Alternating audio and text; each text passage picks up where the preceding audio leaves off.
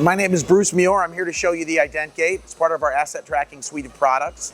You would typically find this scanning pallets as they enter the facility or leave the facility. We also have a host interface that checks the manifest to make sure that the products you're receiving are correct, or to actively build a manifest as the products are being loaded onto a truck. We have a lot of different types of sensors we can put in this. The one we have here has RFID scanning and our lector optical scanning. So we take a pallet like this one here.